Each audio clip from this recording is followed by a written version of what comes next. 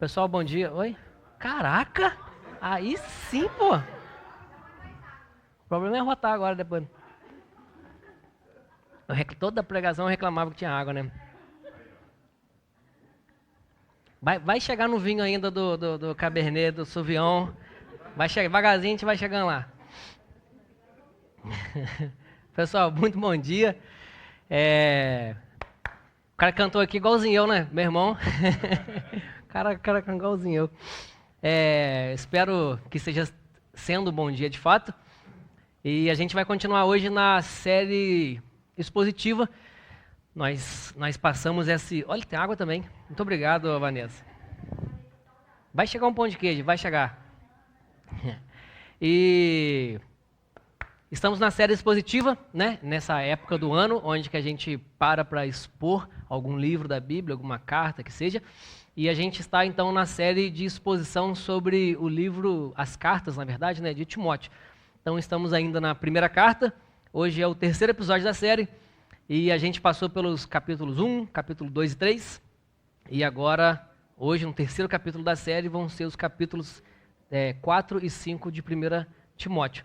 A gente, né, para a gente lembrar, né, a motivação dessa carta de Paulo, a motivação era justamente, como ele fala lá no capítulo 1, no versículo 5, quando ele fala que o motivo de enviar Timóteo, o motivo pelo qual ele estava fazendo aquilo, de enviar o Timóteo e para ensinar aqueles líderes que estavam ali, ensinar aquela igreja, era para resgatar o amor, né? Ele justifica essa carta inteira em capítulo 1, versículo 5.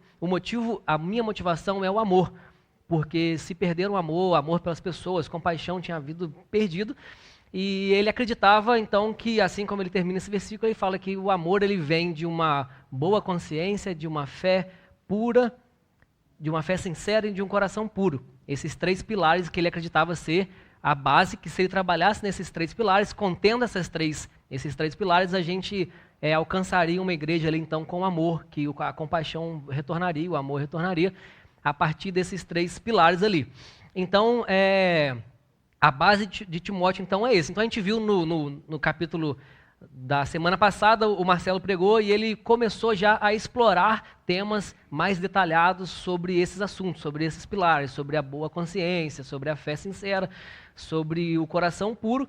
E hoje a gente vai continuar nisso daí. Hoje, basicamente, a gente vai falar do capítulo 4, capítulo 5 de 1 Timóteo, onde a gente vê que existe uma conexão, onde no capítulo 4 ele alerta a galera sobre o ensino errado, alerta o pessoal ali que estava rolando sobre... Eu gosto de usar a expressão teologia ruim. Ele fala sobre o risco da teologia ruim. A teologia ruim... E depois ele já parte para o capítulo 5, onde ele fala sobre o foco que deveríamos estar, que a igreja deveria estar e não estava. Então ele fala, a teologia ruim dessa igreja tem distraído vocês, tem feito vocês perder o foco da parada. E ele explica sobre esse foco que está se perdendo, ele explora um pouco mais ali, ele se aprofunda sobre esses ensinos errados, sobre os mestres que estavam ensinando errado, e ele vai no finalzinho dessa carta, então, a gente divide ali esse capítulo 4, né, em dois blocos, onde ele aponta esse erro, fala do ensino errado, e ele no finalzinho já vai dando uma instrução para o comportamento e a postura que Timóteo deveria ter, e depois ele fala o seguinte, já que isso aqui é tudo errado, o que então deveria ser? Aí a gente passa para o capítulo 5, onde ele começa a falar sobre os princípios que se haviam perdido. Teologia ruim era um grande problema para Paulo, né? Teologia ruim, quando eu falo teologia ruim, não é que o cara tem que saber o grego, o hebraico, o aramaico, necessariamente, mas teologia ruim é aquela teologia que o estudo te faz desviar do principal. É que o conhecimento, de repente, o estudo, o aprofundar daquele tipo de estudo, vai te fazer se perder no foco, vai desviar a sua missão principal, vai te tirar do trilho, que era para ser a missão, que era para ser a base. Teologia ruim é quando você estuda sobre essas coisas que te tiram daquilo que é principal. É um ensino daquilo que é errado. A teologia ruim, por exemplo, para Paulo, ela é algo muito arriscado. Ensinar errado, o ensino errado, por ele, era tão arriscado que ele mandou Timóteo para lá para ensinar aqueles líderes, para ensinar aquela galera. E ele começa então a falar sobre essa teologia ruim. Ele fala que que a teologia ruim, ela poderia desviar a galera da missão do que ele explica no capítulo 5, que é sobre o amor, que é sobre o cuidado das pessoas. A teologia ruim, por exemplo, ela pode criar, a partir de uma teologia ruim, de um ensino errado, você cria uma nova lei. O que era para, teoricamente, a gente sair de uma lei e entrar num tempo de Cristo, na eclésia, no movimento vivo, partido de um espírito vivo que habita dentro da gente, e a gente vive essa forma de igreja, como família, como irmãos, a gente sai de uma lei, e uma teologia ruim faz a gente entrar numa nova lei. E uma nova lei faz a gente criar novos legalismos que criam novas guerras que criam novas divisões, e tudo se repete. E a gente se pergunta, né, como que um Deus que se faz homem, que morre por nós, que se entrega, faz o que fez pela gente, por amor a cada um de nós, quando a gente ainda era pecador, e ele faz isso tudo, morre por nós, como que esse mesmo Deus pode ser a causa daquilo que nos separa? É uma pergunta que, quando criamos novas leis e novas guerras e novas divisões, a gente chega à conclusão de que novas leis vai trazer a gente, na verdade, para o mesmo problema que existia lá antes, que Jesus veio para acabar com ele. É ensinar aquilo que Jesus falou que não precisava mais de olhar. É ensinar que a gente tem que priorizar aquilo que Jesus tinha quebrado. É ensinar que é importante aquilo que Jesus falou que era secundário. Então a gente começa a ver que nem tudo é preto no branco assim, nem tudo é tão simples assim, né? O Jesus Cristo, ele veio para trazer uma mentalidade nova. E é isso que Paulo estava falando. O ensino ali estava errado. Por exemplo, um ponto de teologia ruim é justamente acreditar que a Bíblia ela é um livro de tudo literal. Que está o preto no branco, que é aquilo que eu preciso de seguir. Se está escrito, eu vou fazer, independente da circunstância. Eu não vou jogar para o Jesus histórico, a Bíblia histórica, eu não vou adaptar a cultura, não vou pensar em nada. Está escrito, quando você pensa isso como literal, isso é um grande problema. E, de repente, isso é uma das coisas que mais matam hoje em dia. A letra, ela mata, ela tem matado. Então, eu acho que é um grande problema quando a gente pensa que justamente é preto no branco. Então, esses problemas dessa teologia errada, era para Paulo, dava para ver que incomodava bastante, ele queria acabar com isso, né? Nem tudo era preto no branco, né? Entre o preto e o branco, tem 50 tons de cinza, mais ou menos. Desculpa. Eu não ia falar. Pensou se põe um vinho? Nossa, Deus. Mas é isso aí, o risco de uma teologia errada, e aí no capítulo 5 a gente vê um risco de uma vida sem encontros com Cristo. Teologia errada é ruim, é perigoso, mata, assim como uma vida sem encontros com Cristo também é perigoso. Um não anda sem o outro, e a gente precisa de entender isso, né? Então vamos lá, a gente começa então no capítulo 4, no versículo 1, que fala o seguinte: o Espírito diz claramente que nos últimos tempos alguns abandonarão a fé e seguirão a espíritos enganadores e doutrinas de demônios. Em algumas versões, apostasia. A gente começa então a ver que muitos apostatarão da fé, muitos, conhecido também como apostasia, né? O que normalmente, às vezes, é muito usado para justificar, por exemplo, pessoas que vivem diferente de mim, pessoas que vivem uma vida com hábitos enfim, uma vida, de uma forma geral, diferente da minha, porque eu tive uma certa interpretação, aí eu tenho um certo conceito sobre aquele ponto da Bíblia, eu acho que o certo é X, e quem vive no Y, para mim, é apóstata, eu já começo a jogar ele para fora. A gente vê que nesse versículo, por exemplo, o Espírito diz claramente, a gente tem um foco bastante aí no Espírito, né, que o Espírito é quem diz, quem abandona a fé. Na verdade, a gente costuma dizer que aqueles que abandonaram a fé, aqueles que estão vivendo de uma forma que eu acredito que seja errada. Porém, a gente vê que Paulo ali, ele nem está falando dele mesmo. Normalmente, não é muito praxe de Paulo ele falar assim, senti algo do meu espírito, eu vou te falar. Normalmente, Paulo era muito encharcado de conhecimento ou de escritura, o que quer que seja ali, Bíblia, né, vamos dizer assim, da época, que não era ainda como a nossa, mas ele era muito disso, então ele sempre comentava alguma coisa com referência de outra. Então, muito provavelmente, esse versículo 1 do capítulo 4 nem é algo que Paulo falou, o Espírito diz que eu sinto aí dentro de mim que muitos vão abandonar a fé. Ele estava simplesmente citando, mais uma vez, as palavras de alguém. Assim como ele fala, conforme dizia o profeta tal, isso aqui. Conforme disse uma vez o profeta Isaías, haveria não sei o que lá. Nesse momento, eu acredito muito que Paulo estava só repetindo as palavras de Jesus Cristo de Marcos 13, versículo 22, que é exatamente a mesma coisa. Vai chegar o tempo onde que a galera vai abandonar a fé, vai ter falsos mestres, falsos cristos, falsos profetas, e a galera vai abandonar a fé por conta disso, o pessoal vai querer o ensino que convém para ele mesmo.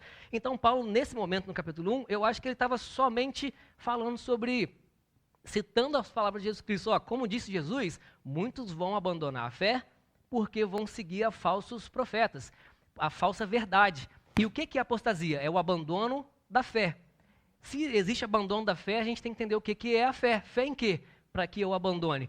E lembrando que tudo é uma carta só. 1 Timóteo é uma carta sozinha, a gente que separa em capítulos e versículos. Então, ele já vinha falando algumas coisas, e inclusive eu acho, pela minha interpretação, o que ele fala de abandonar a fé é fé em quê? Fé naquilo que a gente viu no episódio passado de 1 Timóteo 3, versículo 16, que ele fala o seguinte, o Marcelo que falou aqui do domingo passado, né? Ele vinha falando na carta que Deus foi manifestado em corpo, foi justificado no Espírito, visto pelos anjos, pregados entre as nações, crido no mundo e recebido na glória. Isso é a base de uma fé cristã. Ele falou, Cristo era Deus e continua sendo Deus, mas se fez homem, foi visto como homem, foi visto morrendo, ressuscitou entre os mortos, foi visto ressuscitado, ascendeu em glória e vive com o Pai. Essa aqui é a nossa fé. Então ele falou isso em 1 Timóteo 3, e agora ele fala o seguinte, os apóstatas, aqueles que estão desviando da fé, é o que estão se desviando dessa única verdade. Não existe mais revelações de novas verdades. Mas eu recebi agora de Deus, Deus foi para o céu e esqueceu de falar um negócio. Quando ele estava aqui na terra, ele, esqueci, agora estou no céu, o que eu vou arrumar? Vou ter que revelar para o irmão ali. Existem revelações, entre parênteses, existem revelações, existem visão, existe sonho, mas a verdade, a base da verdade de uma vida cristã já está completamente revelada em Jesus Cristo. Jesus Cristo é a revelação completa da verdade, ele é o Logos, ele é a expressão e a palavra de Deus.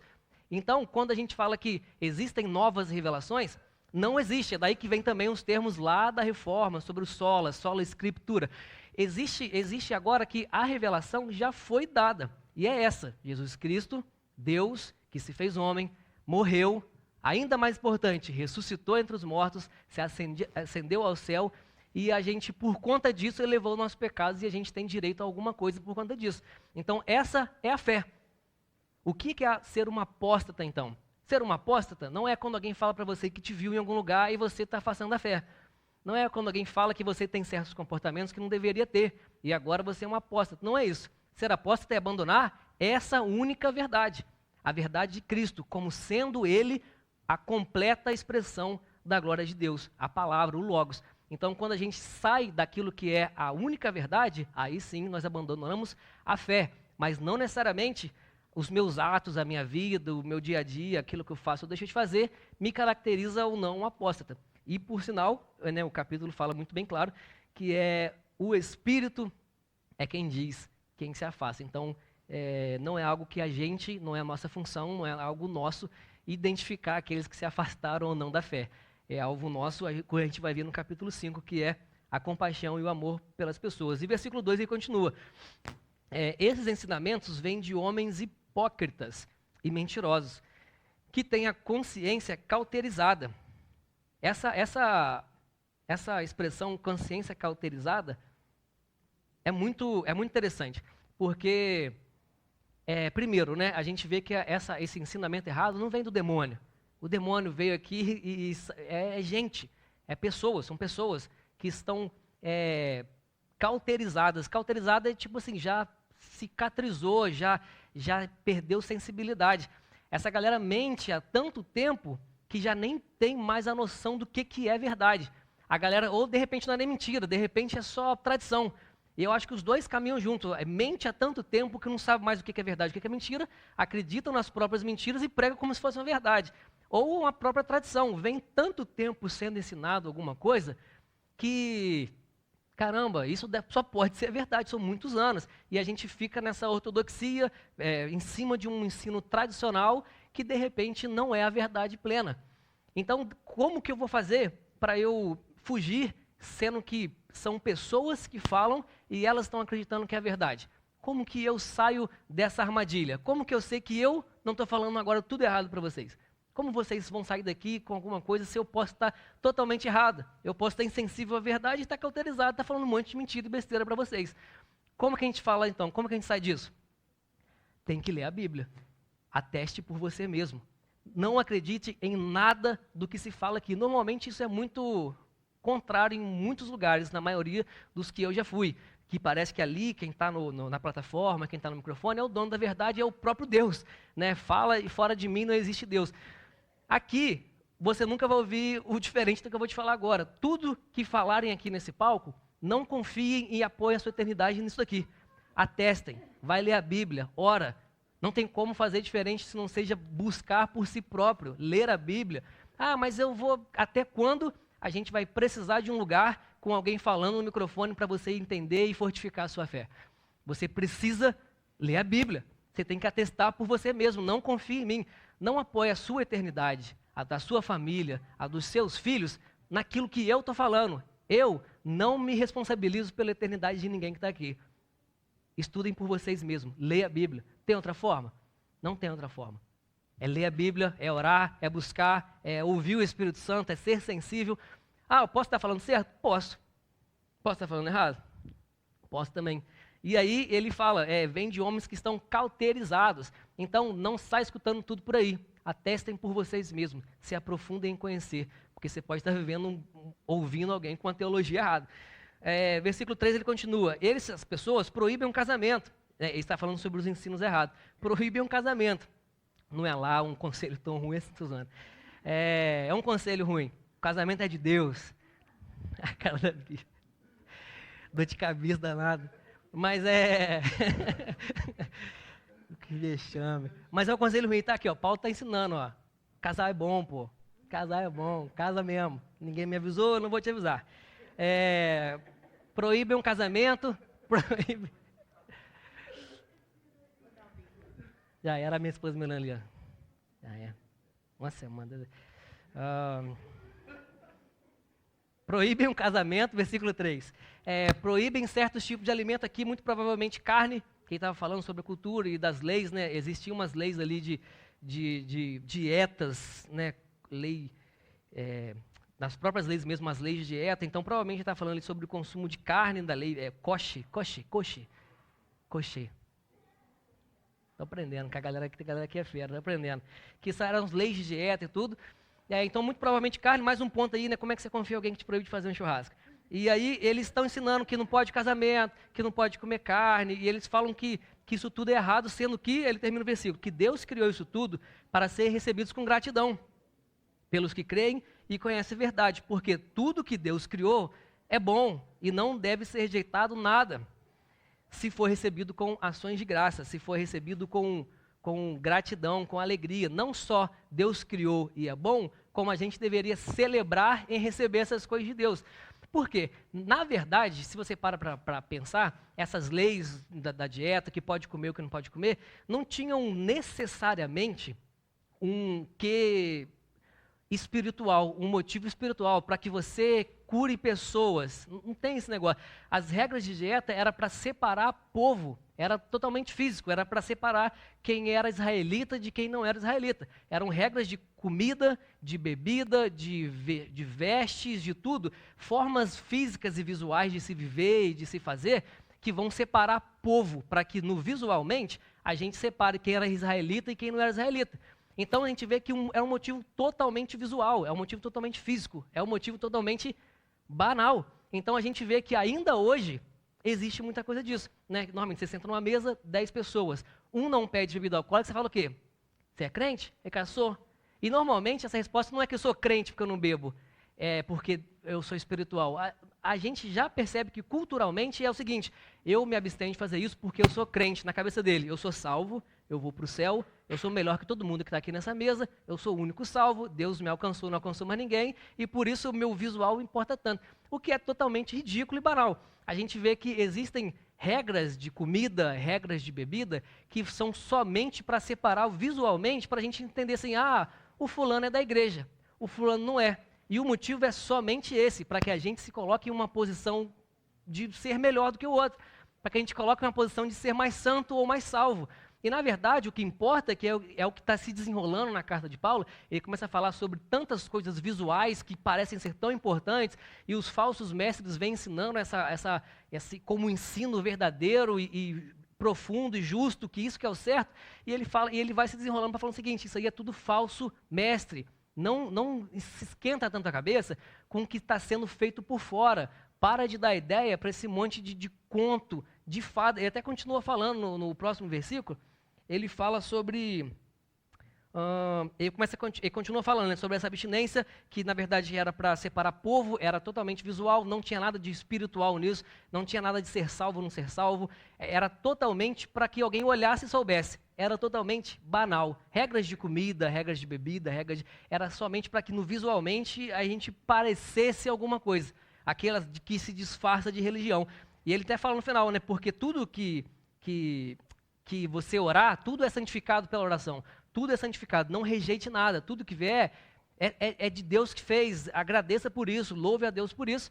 E se em oração, tudo é santificado. Aí ele fala, se você transmitir isso daí, já no versículo 6, se você transmite esse tipo de ensino, que isso tudo aí não tem nada a ver, que se você passar a pregar isso aos irmãos, você vai ser um bom ministro de Jesus Cristo, nutrido com as verdades da fé e da boa doutrina que tem seguido. Né? Não vai gastar a sua vida, a sua energia, a sua saúde com assuntos banais, com assuntos que pouco importa, com assuntos que não são para a eternidade, são só para agora, são tão passageiros e corruptíveis que não vale a pena você gastar a sua energia, a sua saúde, vida, discutindo o que pode e o que não pode, já que tem tanta coisa importante de fato para ser feita. O reino, quando a gente fala de reino de Deus, a gente fala sobre eternidade, uma visão de eternidade, isso é muito pouco. Para de gastar o seu tempo com isso. E ele continua falando, rejeite, porém, essas fábulas. Isso aí é tradição, isso aí é conto. A lei de dieta, a lei já acabou. Jesus Cristo veio para cumprir a lei e agora a abordagem é outra. Agora nós somos família, agora é todo mundo um pelo outro. Não tem mais lugar sagrado, não tem mais gente sagrada, não tem mais stage, não tem mais nada sagrado. Agora é gente com gente. E descarte essas fábulas profanas e velhas, o que Paulo fala, e exercite na piedade. A gente gasta tanto tempo com fábula, né, com tradição, sabendo o que pode e o que não pode, o que eu devo fazer, o que será que a lei manda, que a gente esquece daquilo que é principal. É fábula, né? A gente gasta tanto tempo com aquilo que não é importante e crucial, que a gente deixa de fazer o que não deveria ser esquecido por a gente. A gente se concentra tanto no conhecimento que a gente esquece, de repente, dos nossos encontros com Cristo. Encontros com Cristo que nós sabemos que hoje Cristo se manifesta em pessoas. Cristo, como ele disse, né, é o preso que você vai visitar, é o doente que você ajuda. Cristo, quando você faz isso, você faz para mim, né, Jesus Cristo falou, faz para Cristo. Então, os nossos encontros com Cristo são o que importa. Existe uma frase, né, não sei de quem é exatamente, que é que o povo nunca teve um tempo que houve tanto conhecimento e tão pouca sabedoria. Tanto conhecimento, tanto acúmulo de conhecimento e tão pouca sabedoria, que a gente sabe que quando a gente começa a ver, isso importa tão pouco. A gente se aprofunda em saber se o anjo balançava a água em Betesda ou não. Se o anjo balançava e as pessoas eram curadas, e se o anjo... E, na verdade, a gente esquece do principal, que, na verdade, nem tinha anjo nenhum balançando água nenhuma. E o que importa nessa história era que Jesus foi, encontrou aquele que era necessitado, e Jesus curou sem precisar de nenhuma outra condição. O principal foco da história é que havia alguém precisando de compaixão e Jesus Cristo atendeu aquela pessoa, independente do dia, porque era sábado, independente de água, porque era fábula, independente de todas as condições que as pessoas esperavam para fazer alguma coisa, Jesus Cristo pode fazer, independente de qualquer situação. E a gente vai focar em quê? Vai focar na água do tanque balançando, que tinha um anjo que curava, e a gente agora começa a querer movimentar a água aqui também. Vai ter um anjo, a gente não precisa mais de esperar que tenha uma visão do anjo com a bandeja de prata, gigante, 2 metros, vestido de branco. A gente fica correndo atrás dessas fábulas, correndo atrás de revelação, correndo atrás de um cara. Mais uma vez, visões existem, revelações existem. Mas quando a gente resume o evangelho nesse tipo de experiência, a gente reduz Cristo a um tamanho tão pequeno que isso tudo passa a ser nada. Porque Cristo não depende de nada. Cristo não precisa de visão, não precisa de um anjo, Cristo não precisa de água balançando, Cristo não precisa de nada. Cristo, ele, a partir do momento que nós estamos em Cristo, porque ele nos escolheu primeiro, nós estamos nele e caminhamos nele. Cristo não é um destino. A gente está em um caminho, lutando para viver, tentando saber como é que é para chegar numa porta. Cristo é a porta. A gente não vai no caminho para entrar na porta. A gente entra numa porta para andar pelo caminho.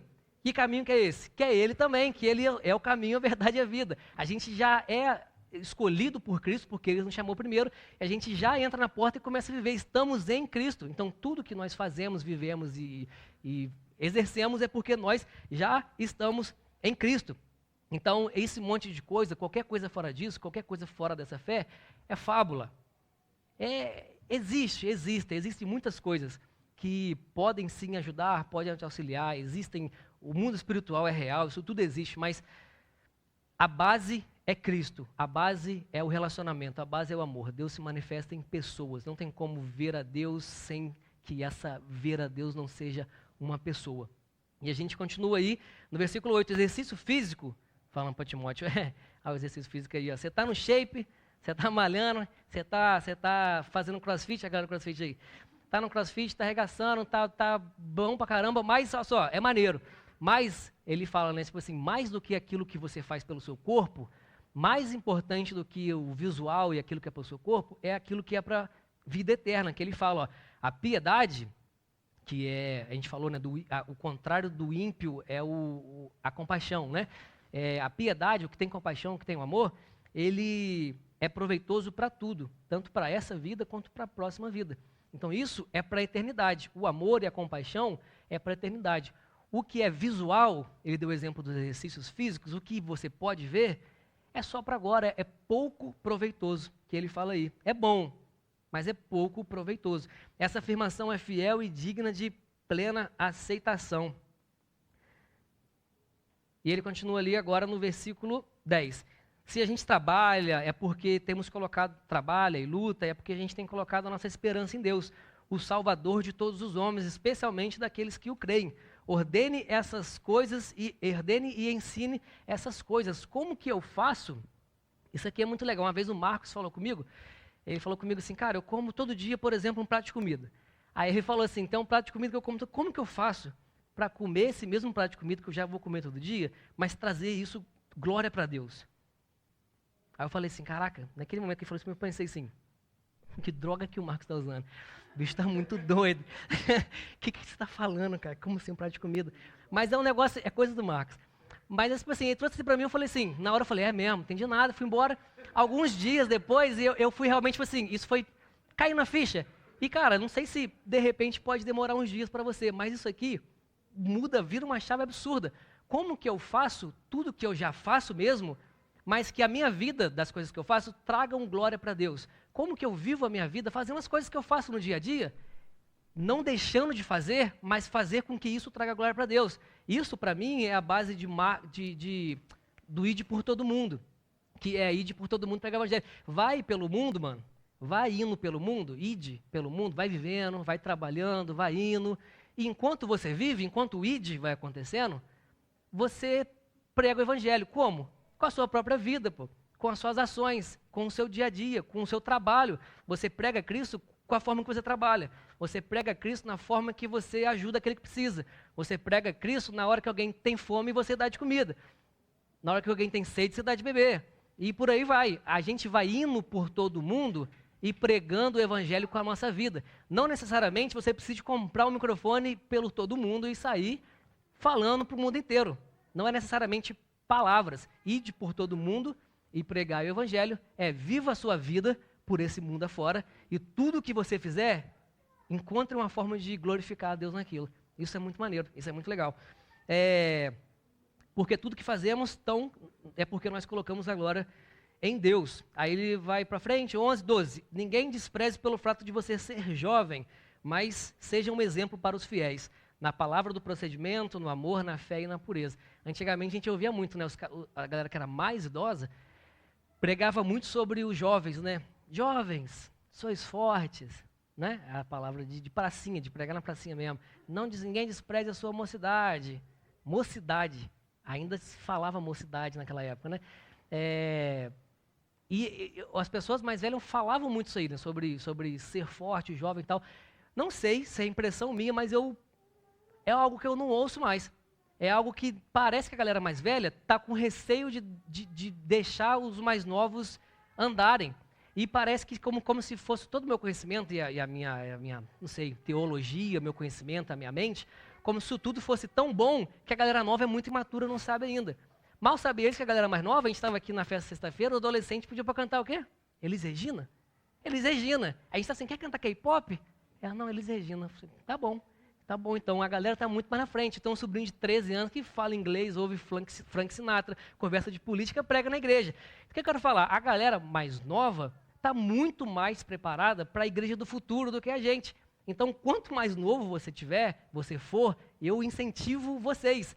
Toma frente, cara. Tira a gente daqui, toma frente, pega o microfone. Vocês são preparados para a igreja do futuro, não eu. Eu não sei mais qual é da parada. Jovem sim, aí a galera está atualizada, a galera sabe do que se trata, sabe quem que é a vida. E a gente não ouve falar isso mais, por quê? Porque a galera tem medo de perder posição, tem medo de perder status. Vou deixar para o mais novo? Aí eu vou ficar no banco, mano, pelo amor de Deus, igreja não é isso aqui. Isso daqui não é um templo, não é um lugar sagrado, você não é sacerdote. Jesus é o pastor, o resto é todo mundo ruim da mesma forma. Jesus é pastor, o resto é ovelha, acabou. Todo mundo é irmão, todo mundo é brother. Ninguém aqui é maior que ninguém. Todo mundo é igual. Então, não tem status, não tem posição, não tem título. Então, vocês que são mais novos, incentivo você. Tira a gente daqui, pô. Tira a gente daqui, vem pegar o microfone, vem falar, pô. Hã? Você que sentiu no seu coração essa manhã. Então é isso aí, cara. Fica pra você. Não despreze, não deixa ninguém te desprezar porque você é jovem. Pega e faz, mano. Pega e faz. Até a minha chegada, no versículo 13, dedique-se à leitura pública das Escrituras e à exortação e ensino. Leia a Bíblia, mano. Leia a Bíblia. Leia a Bíblia, só isso. Não confie no que eu estou te falando, não. Leia a Bíblia. Não se baseie a sua vida naquilo que eu posso estar totalmente errado aqui. Não confie em mim, não. Não bota sua eternidade no que eu estou falando, não, que eu falo um monte de besteira. Leia a Bíblia. Ele fala aqui, se você, enquanto eu não chegar aí, leia a Bíblia, leia as Escrituras, né, no que era da época. Leia em voz alta, faz uma leitura pública para todo mundo. E vai fazendo isso, se dedique para isso. E ele acaba falando, não negligencie o que foi te dado. Esse dom que te foi te dado, por imposição de mão e tal. Seja diligente nessas coisas. Dedique-se inteiramente a ela, para que todos vejam o seu progresso. Atente bem para a sua própria vida e para a doutrina, perseverando nesses deveres, pois fazendo isso, você salvará tanto a si mesmo, quanto aqueles que os ouvem. Leia a Bíblia em voz alta. Leia a Bíblia de forma pública. Enquanto você lê a palavra de Deus, ela por si só é viva e eficaz. Aí ele termina falando, salvará tanto a si quanto a galera que está te ouvindo. Leia a Bíblia, não se resume nisso. Então, o capítulo 4, a gente vê que basicamente ele fala, a galera está ensinando errado, a galera está ortodoxa, a galera está trazendo tradição, e é tudo já fábula, isso é história antiga, já passou. Você precisa de focar naquilo que é verdadeiro, naquilo que Jesus veio para isso. Jesus acabou com essas fábulas inteiras, e ele veio para trazer uma parada nova. Que parada nova que é essa? Sermos família. A parada nova é derrubar o templo que ele quebrou e a gente agora ser pessoas, deixar de ser templo e passar a ser eclésia, passar a ser um movimento vivo de um Deus criativo que se renova todos os dias, passar a conhecer os nossos irmãos. Nós deveríamos ser próximos, porque quando falamos de amar o próximo, a primeira coisa que tem que ser é próximo, porque se você não tem ninguém próximo, nem precisa de amar. Então a gente tem que amar o próximo, porque primeiro a gente tem que ser próximo. Eu até digo mais, a gente devia ser mais do que próximo, nós deveríamos ser íntimos. nós deveríamos ser íntimos, a gente tinha que ser irmão para se conhecer. E a gente percebe que a mentalidade desse capítulo 5 que começa agora, já é uma mentalidade focando nisso, em sermos família. Esquece as fábulas, que ele explica bem no capítulo 4, e foca naquilo que é importante. Ele começa a falar aqui no capítulo 5. É tudo uma instrução quase que só, para a gente pegar um pacotão e falar, seja família. Basicamente isso aí. No capítulo 5, por exemplo, ele começa, ó, não repreenda asperamente o homem idoso, mas exorte como se fosse seu pai. Trate o jovem como fosse seu irmão. Tinha muito problema dos idosos enchendo a cara, ficando doidaço e caindo na rua, e ficando muito doido, muito bêbado e fazendo feio. Ele falou, não exorte de forma áspera, não é, nem tudo é demônio, o velho está cansado, já viveu demais, o cara já está, entendeu? E trate como se fosse seu pai, aquele velho que está lá na rua, caído, bêbado. Trata ele com amor, pega, leva para casa, trate o cara, o mais novo, como se fosse seu irmão, vai jogar bola, nem precisa ficar orando sempre também não, joga uma bola de vez em quando, vê um filme, entendeu? Faça como se fosse o seu irmão. Aí ele continua, as mulheres idosas como se fosse sua mãe. As moças mais novas como se fossem suas irmãs. E aí ele fala uma coisa diferente do 1, né? Ele fala com toda pureza. Porque quando você fala sobre a mulher, aí já entra a perversidade do ser humano. Aí ele fala assim, trate como toda a pureza. Porque a gente, né, historicamente, a gente sabe que a galera é meio animal. Quem é movido por instinto é cachorro. A gente não pode ser movido por instinto. Trate as mulheres com toda a pureza. Ah, eu sou solteiro. Trate as mulheres com toda a pureza. Não tenha sempre segundas intenções com todo mundo. Purifica sua mente, mano. Você precisa de trabalhar essa parada em você. Trate com toda a pureza. Trate adequadamente as viúvas que realmente são necessitadas. Nesse ponto, viúvas, eu acho que, quando eu vejo isso aqui, eu vejo o cenário, né? Mais uma vez, o Jesus histórico, a Bíblia histórica, tudo que acontecia naquele momento e por que acontecia naquele momento. A gente vê que existiam muitas viúvas ali. Por quê? Porque era a época de muitas guerras. E quem ia para a guerra era homem. Então o homem morria para caramba. A galera morria em guerra e as mulheres ficavam viúvas. Tinha muito mais viúva. E, em paralelo, as viúvas tinham pouco lugar na sociedade. As viúvas não conseguiam ser independentes. As viúvas não conseguiam viver por si só. Viviam precisando de ajuda, de misericórdia. Viúvas, naquela época, eram rejeitadas da sociedade. Então a gente via que, até quando alguém pergunta, né, qual que é a religião certa? Aí a resposta é, a religião que agrada a Deus é cuidar dos órfãos e das viúvas. É uma classe que precisa muito, são os necessitados. São aqueles que, na época, a galera não dava suporte. Não conseguia trampo, não conseguia posição, não tinha voz, não tinha lugar de fala, não tinha nada, porque era isso aí, viúva era jogada. E tinha muito. Então, existia um problema ali. Viúva pra caramba, e a galera que era viúva não tinha voz nenhuma. O que Paulo está falando aqui? Quando eu vejo falando sobre viúvas aqui, eu não vejo só propriamente a viúva.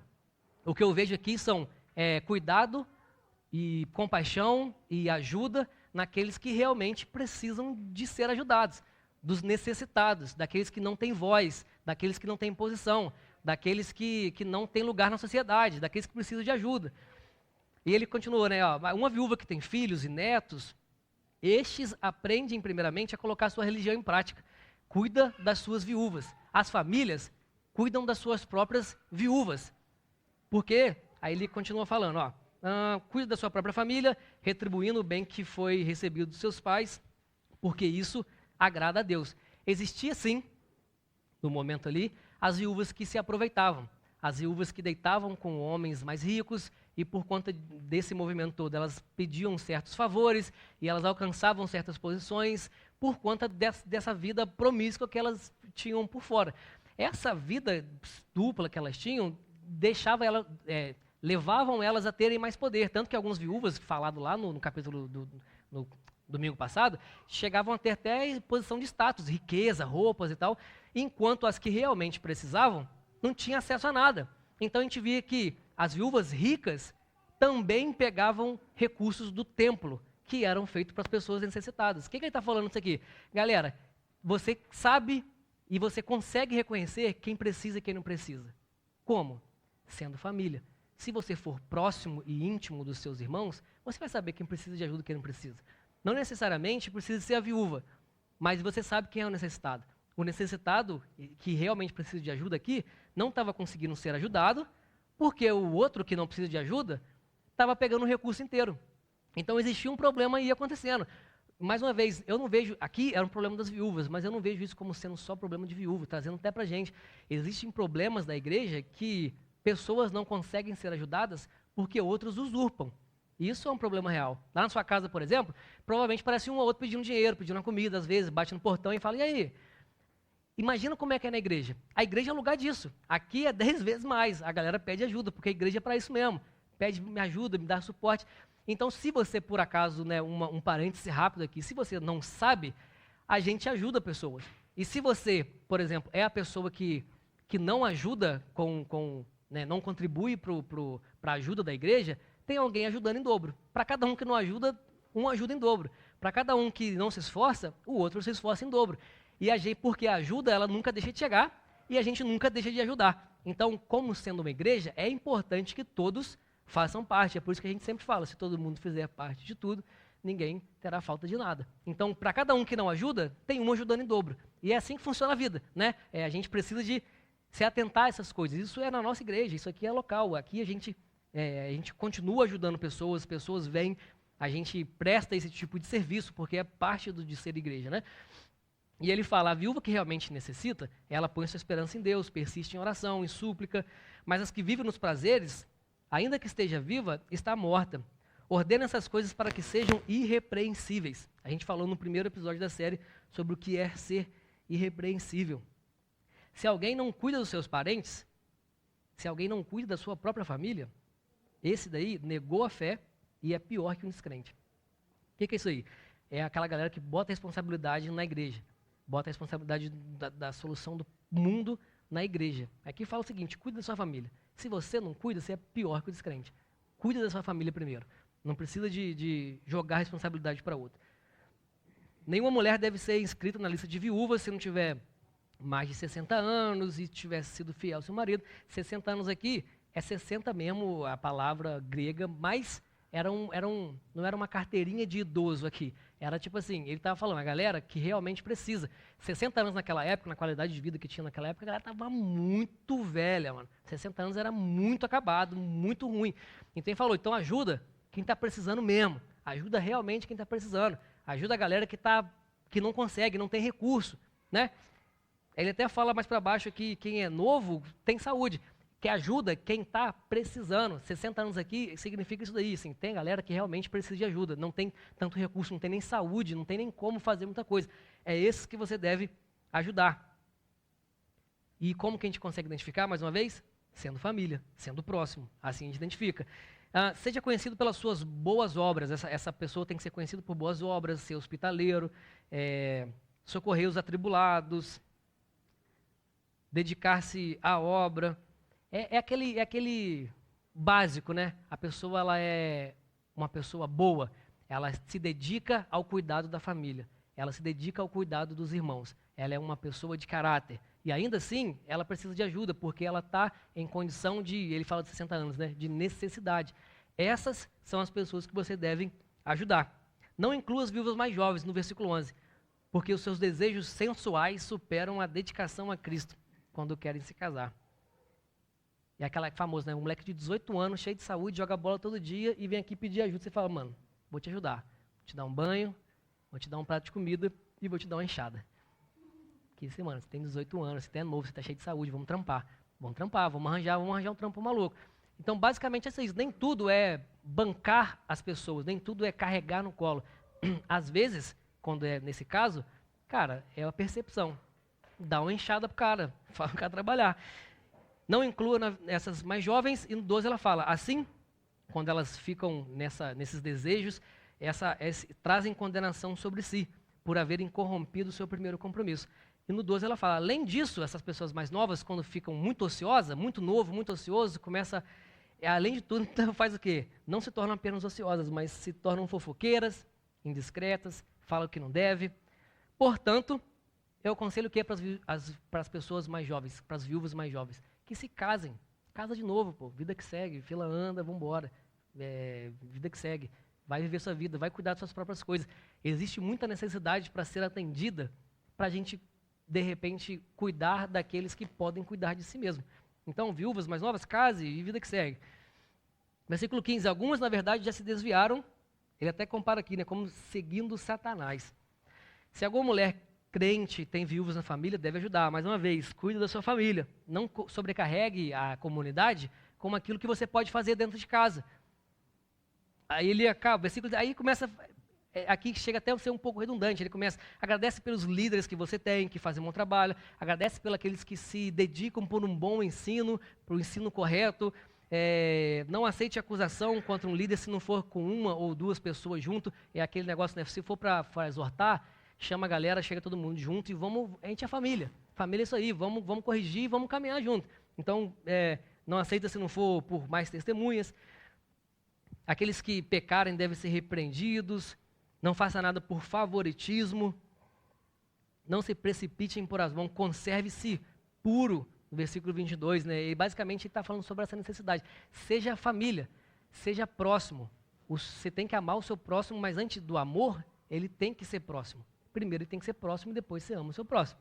Então, seja família. Isso é a base do evangelho. Qual é a religião que agrada a Deus? Cuidar de viúvas e dos órfãos, cuidar dos necessitados. É compaixão, é conhecermos uns aos outros. Mais do que sermos próximos, sermos íntimos. Aí ele até fala no versículo 23, baita conselho aqui, ó. Não beba só água. Aí é o conselho, hein? Tome também um pouco de vinho, Timóteo. Você está muito, entendeu? Timóteo, a gente falou no primeiro episódio, né? Que ele era mais retraído, era mais na dele. O bicho era imigrante, não tinha muito lugar na sociedade.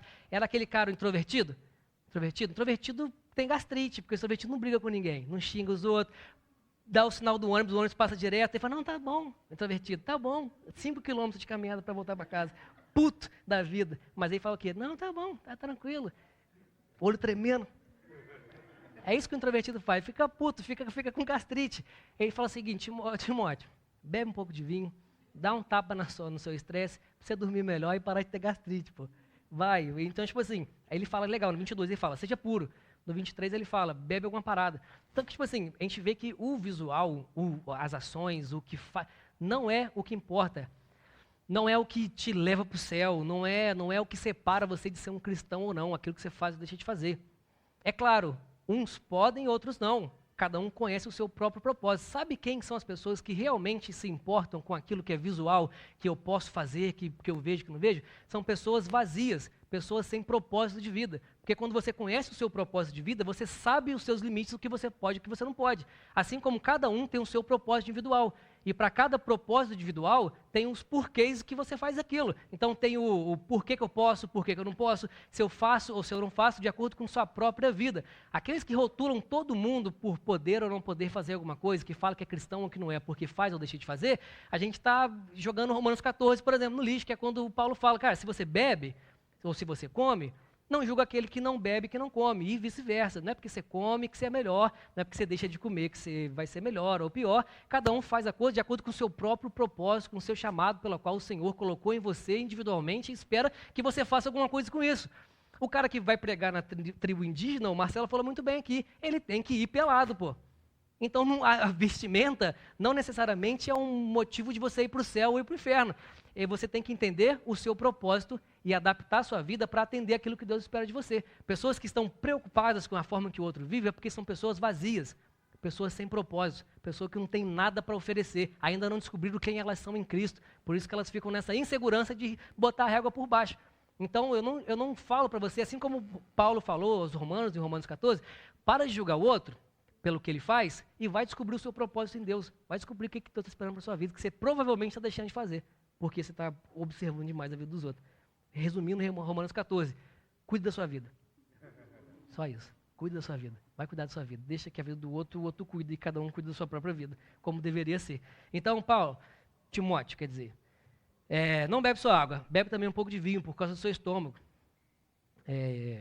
Aí ele termina falando, certos pecados são grosseiros, alguns outros se manifestam com mais tempo. Né, alguns são perceptíveis, outros não. Assim como as boas obras também. Ele termina falando, algumas você percebe agora, outras só vão perceber daqui a muito tempo. Não se preocupe em ser recompensado. Não se preocupe em se alguém vai ver ou se não vai ver. Faça aquilo que você tem que fazer. Faça o que Deus espera de você. Independente do que está esperando. O bem que de repente está esperando receber em troca, de repente você nunca vai receber. Muito provavelmente você nunca vai receber. Como a sociedade ela é mestre em não se alegrar com os outros. A gente hoje tem um grande problema. A gente até chora com um monte de gente, mas se alegrar pela vitória do outro é uma parada muito difícil de encontrar. Então não espera não, vive. O certo continua sendo o certo, mesmo se ninguém está vendo. O certo continua sendo certo. Então faça o certo. Faça o que Deus espera de você. Deus te encheu de alguma coisa, individualmente, diferente de todo mundo, cada um tem a sua própria identidade. Você está cheio de alguma parada que você precisa de colocar isso para fora.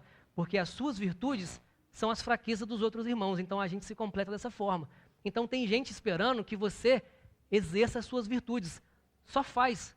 Não despreza, não deixa ninguém te desprezar porque você é jovem, não deixa ninguém te desprezar porque você pensa diferente, ou porque você age diferente, você vive. Pouco importa. Faça o certo, mesmo que ninguém esteja vendo. Faça o certo. Basicamente é isso daí. Nesses 2 capítulos eu enxergo bastante a preocupação de Paulo sobre essa teologia ruim, sobre o ensino errado e sobre as coisas que se ensinavam que desviavam as pessoas do ponto principal. Às vezes era até Bíblia, às vezes era até Escritura mesmo, mas era gastando tanto tempo com aquilo que não era crucial, que se não tinha mais tempo para ter compaixão e cuidar dos irmãos e sermos família. Então, basicamente isso aí. Cuidado com os ensinos errados. Leia a Bíblia. Se eu tiver que resumir a minha mensagem, que de repente eu falo rápido, você não entendeu nada do que eu falei até agora, eu vou resumir para você. Leia a Bíblia e cuide de pessoas. Leia a Bíblia e ame pessoas. Basicamente isso aí. Beleza? Galera, essa aí foi a mensagem de hoje. Domingo que vem temos o próximo episódio, a gente vai fechar a carta de 1 Timóteo, antes de começar a carta de 2 Timóteo. Então, domingo que vem a gente vai estar sobre o último capítulo de Timóteo, capítulo 6 de 1 Timóteo. Então, espero que vocês estejam aqui. Vocês que de repente perderam algum episódio, todos eles estão nas nossas plataformas, estão no YouTube, está no Spotify. O YouTube sai sempre um domingo depois, então o Spotify sai na mesma semana. Então, tudo está lá para você se ajustar aí nos episódios que você perdeu, para você acompanhar o próximo a partir da semana que vem. Beleza? Vamos orar? Senhor Deus, eu te louvo, te agradeço porque o Senhor tem sido bom conosco. Te louvo porque o Senhor tem revelado a nós a sua palavra, a sua verdade. Nós estamos buscando e nos aprofundando com tanto zelo nessa palavra para entender o que realmente o Senhor espera da gente. A que a gente realmente encontre o nosso propósito no Senhor, que a gente nos descubra quem nós somos no Senhor e que a gente possa ter essa visão, essa força e essa abordagem verdadeira que o Evangelho é pessoas, é cuidado de pessoas, é cuidar de gente, é ser família. Não é mais um lugar, não existe mais lugares sagrados. Agora o que a gente sabe, o que existe de sagrado é justamente a nossa família, o nosso relacionamento, são as pessoas. Que isso possa ser sempre latente na nossa mente, que a gente não perca o nosso foco, que a gente esteja sempre olhando para aquilo que o Senhor quer que a gente priorize, que são compaixão, amor às pessoas e sermos família, sermos próximos, sermos íntimos. É o que nós te agradecemos, te louvamos. Amém? Amém. Isso aí. Valeu, boa semana. Até domingo que vem.